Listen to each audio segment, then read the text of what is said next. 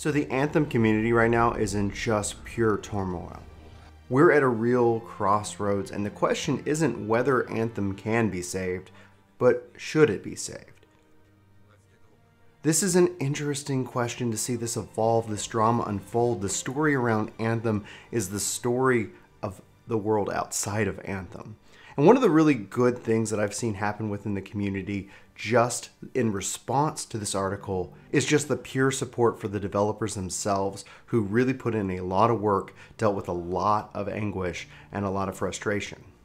I said in my last video that the response that Bioware put out really pretty much just confirmed what Jason Schreiber wrote in his article.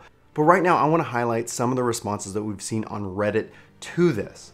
And I think it's generally very positive. It gives me a lot of hope in actually humanity more than any game developer or any game specifically. And so Goat-Shaped Destroyer writes, "To the devs and the CMS and the low-level people, I'm terribly sorry for the awful position that you've been put in by your management team. No one should have to go through what you did. To the executives, the directors, and producers, you owe it to your fans and your team to explain how things went wrong and how they're going to get righted. The facts that the serious production of this game didn't even begin until after E3 2017. This video will go down as one of the biggest lies in history of modern gaming, right alongside No Man's Sky." MDA posed that you should really read the article, and the bottom line is that while the individual developers were excited to build something truly unique, years of mismanagement by senior Bioware and EA reps completely hollowed out what Anthem was supposed to be. As such, every time I feel like I was smashing my head against a wall and wondering why so many things about this game are so half-baked, the individual mechanics are just so good, it's nice to know that the individual devs felt that way too. Now I understand that the problems of this game aren't because you were too lazy to be better, too inattentive to recognize the problems, or even too ignorant to notice growing industry trends among competitors. It's just because that those that pay your bills about just that, the bills. We have always suspected it, but it's certainly nice to see it have it confirmed by a respected journalist. And finally, Evil Peru writes, "Regardless of the state of this game, today's controversy really hit me close to the chest. I'm mostly a lurker on Reddit, either here or by any other subreddit, but after reading today's article, I kind of felt getting some of the stuff off my chest. As a very apathetic person when it comes to feeling sorry and compassionate about the situation that doesn't directly impact myself or anyone that truly care about it, today's came as a shock. Reading the article was a punch in my stomach. I was reading it on my lunch break, and man, did it cause me a sinking feeling. All I could think about was the passionate and talented people who took it upon themselves to bring Anthem's original concept to life and were red taped by their leadership's lack of vision and foresight. As someone who daily is looking at the Reddit to go for signs of improvement or at least acceptance of an explanation for all the issues, it was a hope-killing experience and experiencing compassion. As I was done reading, I was angry, but at the same time I felt like hugging each and every person who wanted to put their heart in this game but couldn't." So the question is, should this game be saved? I think it can be. I think anything that you put enough time, talent, and effort into can be. I think with the right leadership, it can be. Take Final Fantasy XIV, for example. People saying that Bioware really needs their version of Yoshi P.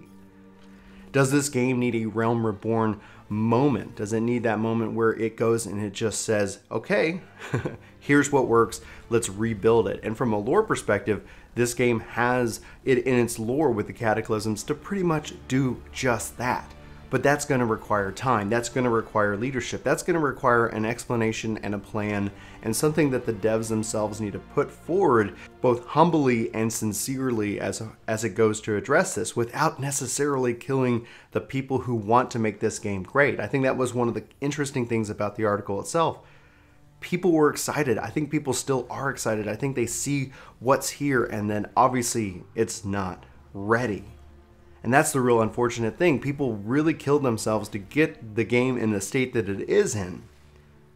But once again, game developers are forced to publish a game that isn't ready, and it's so unfortunate. We've seen this from the ages of Nintendo, where they said it's better to have a delayed game than a bad game.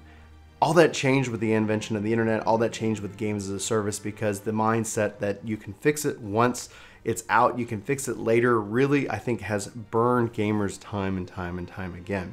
What I like about this game, I think, is what people who've played it like about this game. They see something interesting and fascinating about it. What I don't like about this game is everything pretty much the article reaffirms. Long hours, no direction, no leadership, and you can see that. Bioware pretty much confirmed it yesterday in their tepid response to the situation. And hopefully they can come back and they can learn from the situation and they can grow as individuals and take care of their people, the people who are who make games because they love to make games, who take less pay because they love what they do. And to take advantage of that is really unfortunate, and unfortunately we keep seeing that time and time again. And Bioware is not essentially immune to that. No studio is. We've seen it happen even with the greats like Halo. Like Halo 2 literally made me look at that and go, oh, maybe I don't want to go into game development because I want to be able to go home to my family at the end of the day and not have to work 12 to 14 hours just to make sure that you can hit crunch, so you can hit that deadline. It's a problem that exists in app development. It's a problem that exists in game development, and it's not acceptable. And hopefully we can see them recover. Now, again, I want to know your thoughts. Should, not can. Can, the answer is yes. It just is. It's an answer that takes time and investment. That's just really what it is. But should it? Is the IP, is the studio so damaged that it can't be? I think essentially one of the things to think about, though, from a studio perspective, is that typically as a part of the contracts, as games do well, bonuses get paid out. People get paid out based off of sales and reoccurring revenue, and that's something that you kind of use to offset your money, like when you're working in game development, because you are usually typically taking less pay than what you would elsewhere.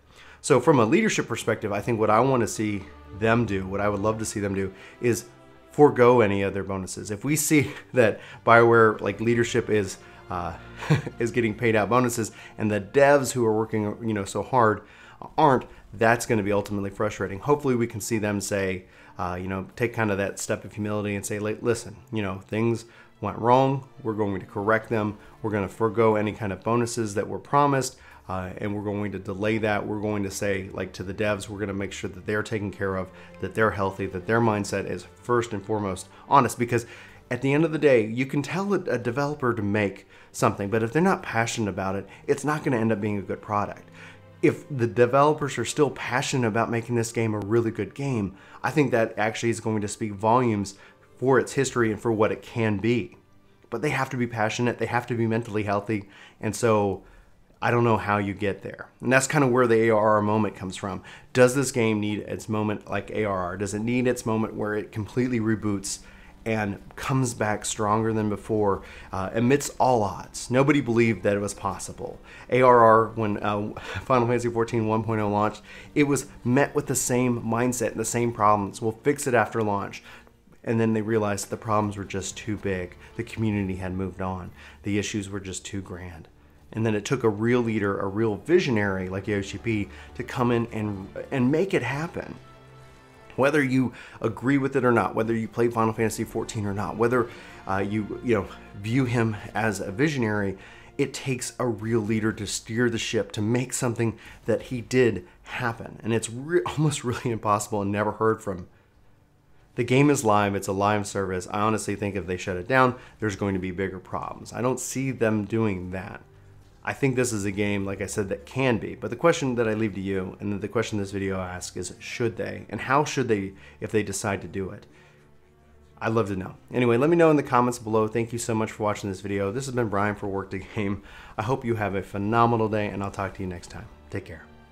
Hey guys, it's me, Brian. Thanks so much for watching this video. If you're new here, we hope you hit that subscribe button. Check us out. We talk a lot about video games, and we hope to at least hear from you in the comments below. We also try to respond to our comments. We really appreciate the comments, the discussion, all the various points of view that everybody is so kindly, I guess impolitely or impolitely shares with us from time to time. So anyway, guys, again, thanks for watching this video. We hope you hit that like button. We hope you hit that subscribe button. Come back for more content each and every day. We post a lot around here, and we'd love to hear from you about what you like about video games and everything, and especially if you have any questions that you're stuck on in anything. So anyway, signing off. See you next time.